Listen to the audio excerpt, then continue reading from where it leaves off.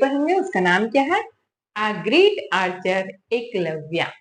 Eklavya a great Archer. Great मतलब बड़ा, महान। जो ग्रेट लिखा रहता है उसका मतलब होता है महान, बहुत बड़ा। आर्चर मतलब क्या होता है? अब आप बताइए। आर्चर मीन्स पिछली बार भी हमने पढ़ा था, क्या था स्टोरी का नाम? True Archer arjuna.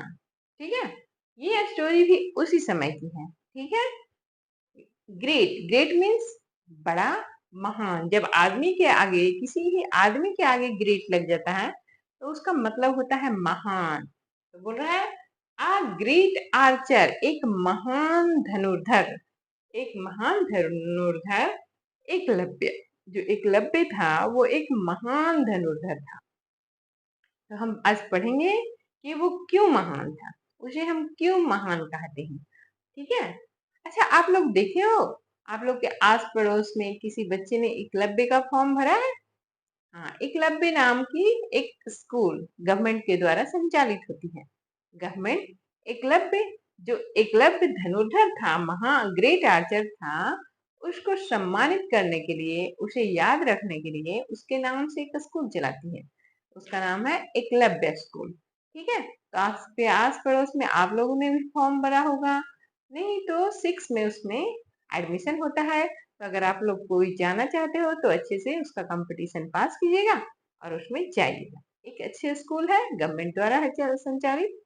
ठीक है, अब हम पढ़ते हैं कि एकलव्य को क्यों ग्रेट आर्चर बोला जाता है। ठीक है। Long ago in the forest of Hastinapur, there lived a Nishad prince named Eklavya. क्या बोला जा रहा है?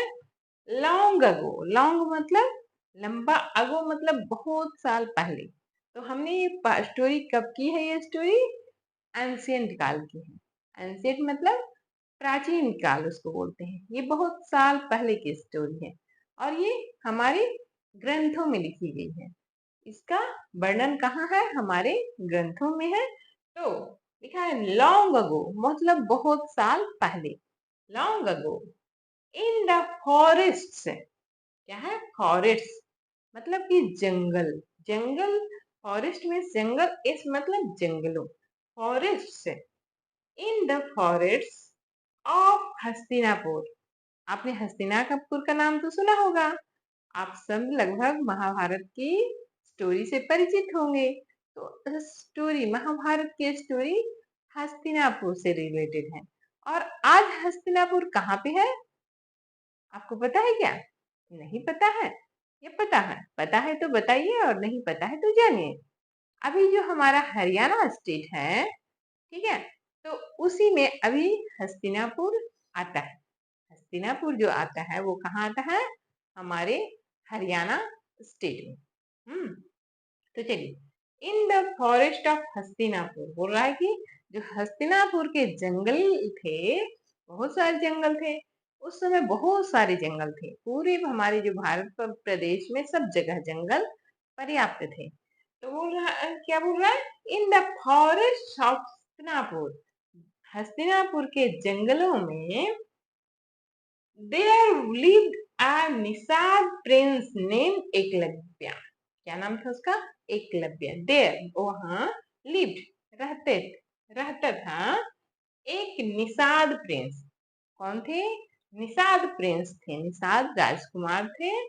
नेम क्या था उनका? एकलव्य। जो एकलव्य थे वो निषादों के राजा जो थे उनके प्रिंस थे। ठीक है। He had always wanted to learn archery from the renowned royal guru Dronacharya. अब आप लोग स्पेलिंग करके पढ़ना सीख रहे होंगे, तो मैं शब्दों का सही उच्चारण करके पढ़ रही हूँ। आप लोग स्पेलिंग करके पढ़िएगा, नहीं आ रहा है तो। ठीक है। तो he had always wanted to learn, क्या बोल रहा है कि ही मीन्स क्या होता है? वह, हैड मीन्स थे, मतलब ऑलवेज वांटेड टू लर्न, वह जो पास्ट टेंस, ये स्टोरी कब की है, पहले की है, तो ये पास्ट टेंस की है। तो ही हैड ऑलवेज, वह हमेशा, ऑलवेज मीन्स हमेशा, वांटेड मीन्स चाहता था। वो जो एकलव्य था वो हमेशा से चाहता था टू लर्न आर्चरी, वह धनुर्विद्या सीखना चाहता था। किससे? ही लर्न आर्चरी फ्रॉम, फ्रॉम से रिनाउंड, रिनाउंड मतलब क्या होता है? प्रसिद्ध। रिनाउंड मतलब होता है प्रसिद्ध रॉयल गुरु। रॉयल मतलब जो राजा के पुत्रों को जो गुरु शिक्षा देते हैं उन्हें रॉयल बोला जाता है, रॉयल गुरु बोला जाता है। रॉयल मीन्स राजा से संबंधित, और गुरु तो जो राजपुत्रों को शिक्षा देते हैं उन्हें रॉयल गुरु बोलते हैं। द्रोणाचार्य, तो जो एकलव्य था वह हमेशा से चाहता था कि मैं क्या करूं, मैं रॉयल गुरु द्रोणाचार्य से आर्चरी की शिक्षा लूं, आर्चरी की शिक्षा लूं। तो as soon as, जैसे ही, as soon as possible अगर रहा तो जितनी जल्दी हो सके, और as soon as he received, he arrived at his Gurukul, तब अब उसकी इच्छा तो थी, तो वो क्या किया? He arrived as his Gurukul, जहां उनका गुरुकुल था, जहां द्रोणाचार्य का गुरुकुल था, वहां पर एकलव्य चला गया। एकलव्य क्या हुआ? वहां पहुंच गया, वहां अराइव किया मतलब गया। इसलिए गया, वह आर्चरी सीखने के लिए गुरु द्रोणाचार्य के पास गया। गुरु Dronacharya informed him that he would be unable to teach him. He was a royal teacher, and teaching anyone other than the royal princess was against state law. क्या बोल रहा है कि अब वो गुरु द्रोणाचार्य के गुरुकुल में चला गया। गुरुकुल में जाएगा तो गुरुकुल के गेट पे वो खड़ा हुआ और परमिशन मांगा कि गुरुजी को इन्फॉर्म कीजिए हम सीखने के लिए आए हैं। तो गुरुजी ने उन्हें क्या क्या इन्फॉर्मेशन भिजवाया? इन्फॉर्मेशन का मतलब होता है सूचना। तो क्या सूचना भेजा? गुरु द्रोणाचार्य इन्फॉर्म्ड, गुरु द्रोणाचार्य ने उन्हें इन्फॉर्म किया him that he would be unable to teach him. क्या बोले? him, उसे इन्फॉर्म किया that he would be unable to teach. unable मतलब होता है हम नहीं योग्य, teach मतलब पढ़ाना। बोले कि हम तुम्हें पढ़ाने योग्य, unable मैं तुम्हें नहीं पढ़ा सकता। क्या बोल रहे हैं? he would be unable to teach him, बोल रहे हैं कि जो हम हैं उसे नहीं पढ़ा सकते हैं। क्यों नहीं पढ़ा सकते हैं? Then the royal princess was he was a royal teacher. वो बोल रहे हैं कि मैं जो हूँ, मैं एक रॉयल टीचर हूँ, मैं राजा का क्या, जो राजा का जो गुरु है, मैं राज गुरु हूँ या राज शिक्षक हूँ। तो मैं राज शिक्षक होने के कारण मैं सिर्फ राजा के ही पुत्रों को पढ़ाता हूँ, और इस कारण मैं तुम्हें नहीं पढ़ा पाऊंगा।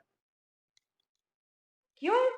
The royal princess was against state law, बोल रहा है कि मैं सिर्फ रॉयल प्रिंसेस को ही पढ़ाता हूँ, अगर मैं अदर देन को पढ़ाऊंगा तो ये स्टेट लॉ के खिलाफ होगा। मतलब जो पहले ये स्टोरी बहुत एंशिएंट काल की है, आज की नहीं है। आज हम सब बच्चों को पढ़ने का अधिकार है और हमें पढ़ना भी चाहिए। जब तक हम पढ़ेंगे नहीं, हमारा ग्रोथ नहीं होगा, हमारा मानसिक ग्रोथ नहीं होता है। हम कितने भी बड़े आदमी बन जाए, कितने बड़े बिजनेसमैन बन जाए, हमारे पास कितने भी पैसे आ जाए, लेकिन एक एजुकेशन नहीं रहने से हम उस किसी चीज की वैल्यू सही ढंग से नहीं दे पाते हैं। ठीक है, तो हम अपने आप को पहले समझे, अपने आप को जाने, अपने नेचर को जाने। तो वो सब हम कैसे जानेंगे? एजुकेशन से, शिक्षा से जाने। तो यही बोल रहे हैं, ये कहानी कब की है? एंशिएंट काल की। एंशिएंट मतलब प्राचीन काल की। तो प्राचीन काल में सभी को पढ़ने का अधिकार नहीं था। उस समय सिर्फ राजपुत्रों को ही पढ़ने का अधिकार रहता था। तो राजपुत्र पढ़ते थे यहाँ भी, और उनको उनको राजगुरु पढ़ाते थे। ये बोल रहे हैं कि जो हमारा स्टेट का लॉ है, स्टेट का जो नियम है, उसके अकॉर्डिंग मैं सिर्फ राजपुत्रों को ही पढ़ा सकता हूँ। जो राजा के पुत्र हैं बस उन्हीं को पढ़ा सकता हूँ, मैं किसी और को पढ़ा नहीं सकता हूँ। Okay. Eklavya Eklavya return to the forest. अब एकलव्य बहुत ज्यादा वह क्या हुआ, अपसेट हो गया। Eklavya return to the forest, वह जंगल लौट आया। कौन लौट आया? एकलव्य रिटर्न, मतलब एकलव्य लौट आया टू द फॉरेस्ट, फॉरेस्ट से लौट आया। ठीक है। डिसअपॉइंटेड कैसे आया? वह बहुत उदास होकर, वह बहुत उदास होकर कहाँ आया? वो रिटर्न हो गया। ठीक है। But his desire to master archery on the other hand was stronger than anything। क्या बोल रहा है? बट लेकिन his desire मतलब उसकी इच्छा, हमारी इच्छा, तो desire मीन्स होता है इच्छा। his desire to master archery, उसकी इच्छा थी कि मैं आर्चरी में सबसे मास्टर बनूं, मतलब सबसे अच्छा धनुर्धर बनूं। तो बोल रहा है कि his desire to master archery, जैसे हम लोग पढ़ते हैं तो हम मास्टर डिग्री लेते हैं ना, किसी भी विषय में एमए करते हैं तो वो मास्टर डिग्री होता है। तो वही बोल रहा है कि his desire to master archery, उसकी इच्छा थी कि मैं आर्चरी का मास्टर बनूं, मैं आर्चरी बहुत ही अच्छे से सीखूं, सब कुछ सीखूं और आर्चरी में मैं मास्टर बनूं। On the other hand was stronger than anything, मतलब क्या हुआ कि किसी उसकी और किसी इच्छा से, किसी दूसरी इच्छा से, उसका ये जो इच्छा था कि मैं आर्चर में ही मैं मास्टर आर्चरी बनूं, तो वो इसकी प्रबल इच्छा थी, उसकी मन की इच्छा थी और वह किसी तरह से उसे पूरा करना चाहता था। लेकिन यहाँ पे अब क्या हुआ कि गुरु द्रोणाचार्य ने उसे मना कर दिया कि मैं तुम्हें ट्रेन नहीं कर सकता हूँ, क्योंकि मैं सिर्फ राजपुत्रों को पढ़ाता हूँ, मैं रॉयल टीचर हूँ, तो मैं सिर्फ प्रिंसेस को ही पढ़ाता हूँ, रॉयल जो प्रिंसेस होते हैं उन्हीं को पढ़ाता हूँ, मैं किसी दूसरे को नहीं पढ़ाता हूँ। चलिए आगे देखते हैं। The next day he sculpted a mud statue of Guru Drona and placed it in a secluded clearing। इसका मतलब क्या हुआ? अब गुरु द्रोणाचार्य ने एकलव्य को मना कर दिया कि मैं सिर्फ राजपुत्रों को पढ़ाता हूँ और मैं राजगुरु हूँ, तो मैं तुम्हें नहीं पढ़ा पाऊंगा। लेकिन एकलव्य को बहुत ज्यादा तीव्र इच्छा थी कि मैं आर्चरी ही सीखूंगा, मैं आर्चर में मास्टर करूंगा। तो अब वो क्या करे? जैसे आप लोग पढ़ना तो चाहते हो, लेकिन बहुत सारे मीनिंग नहीं समझ में आते हैं, बहुत सारे कंसेप्ट नहीं समझ में आते हैं, तो आप पूछोगे तब तो जानोगे। वो पूछने गया, एकलव्य पूछने गया, लेकिन एकलव्य को गुरु ने कहा कि मैं तुम्हें नहीं पढ़ा सकता। लेकिन मैं तो बोल रही हूँ ना कि आप पूछो, मैं बताऊंगी, तो पूछो ना। ठीक है। आपको जो भी डाउट है आप पूछिए, बिना पूछे अगर नहीं समझ में आता है तो पूछिए। तो यहाँ पे क्या है कि अब एकलव्य चाह रहा था कि मैं सीखूं, मैं आर्चरी सीखूंगा और उसमें मास्टरी करूंगा, लेकिन कैसे करूं? तब उसने स्वयं में एक प्लान बनाया और क्या किया?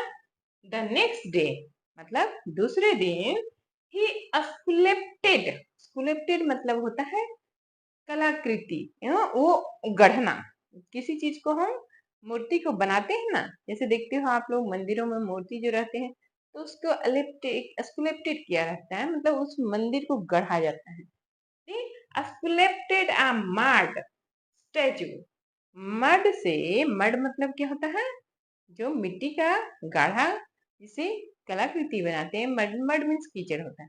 तो वो मड से तो बनेगा नहीं, तो वो मिट्टी का मूर्ति बनाया और उसको स्कुलेप्ट किया, उसको गुरु द्रोणा के जैसा उस मूर्ति का डिजाइन दिया।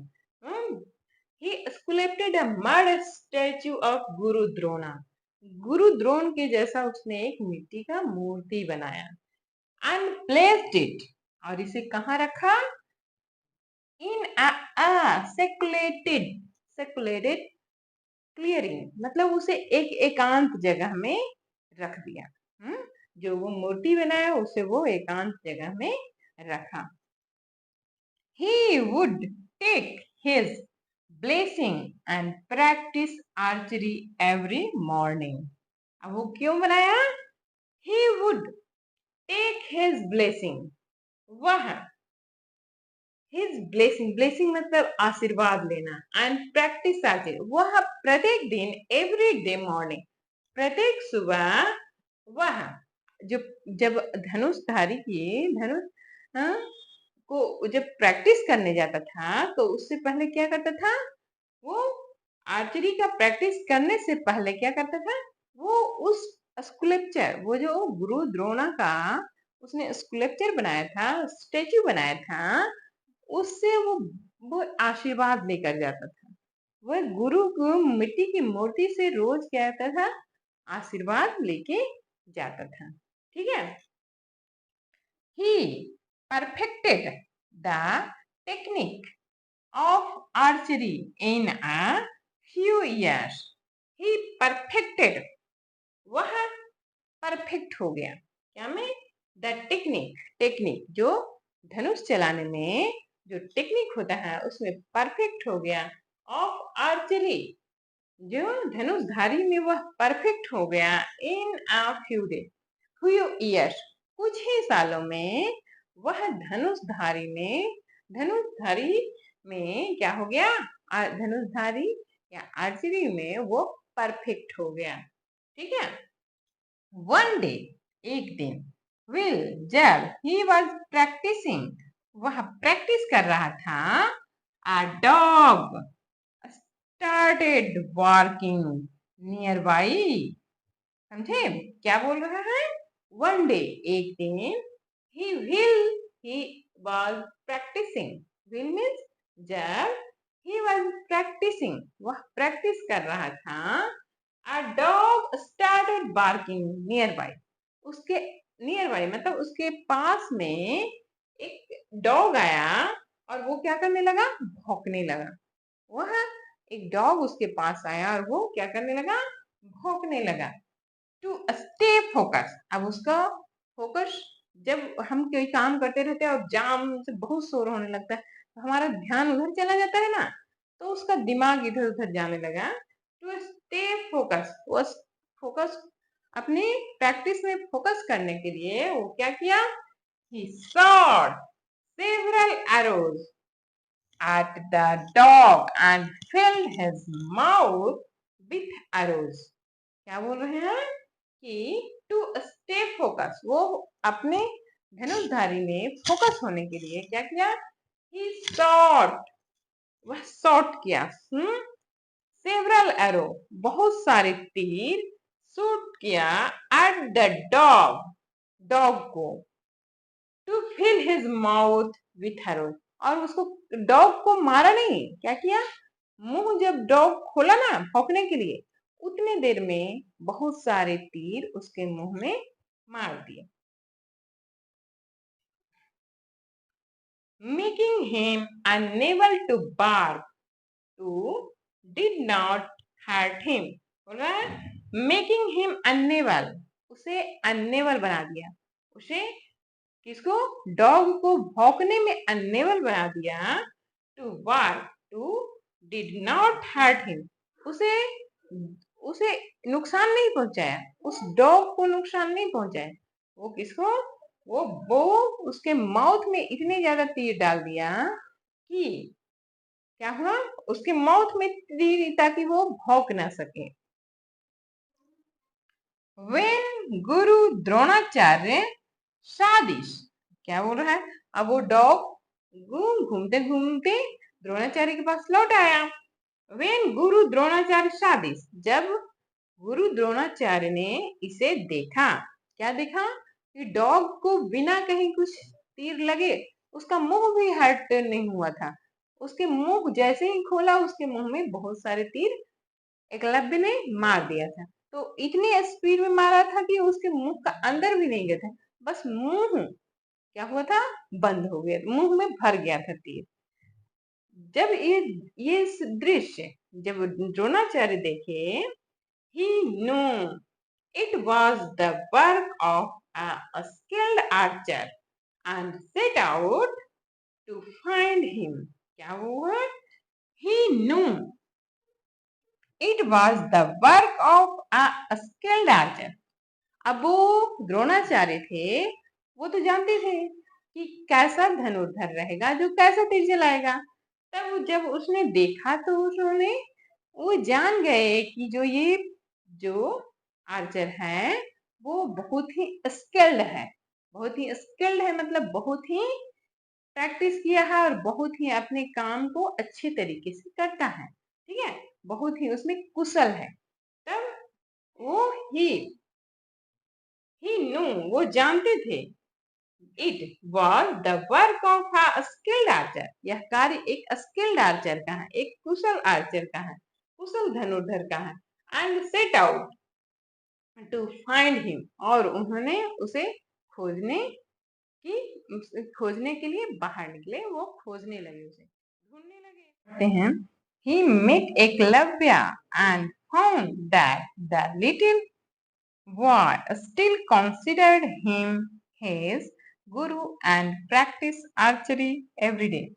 जब उन्होंने एकलव्य से मिला तब उन्होंने देखा, he met Eklavya and found, और पाया, that little boy, वह जो लिटिल बॉय था, still considered him, अभी भी कंसिडर करता है हिम, उसे, गुरु, वो बच्चा अभी भी मुझे गुरु मानकर मैं और प्रैक्टिस आर्चरी एवरीडे, मुझे गुरु मानकर, जो बच्चे को मैंने नहीं सिखाया था आर्चरी, वह बच्चा आज भी मुझे गुरु मानकर क्या कर रहा है, प्रैक्टिस कर रहा है, आर्चरी की प्रैक्टिस कर रहा है और आर्चरी की अपना आर्चरी को बेटर कर रहा है।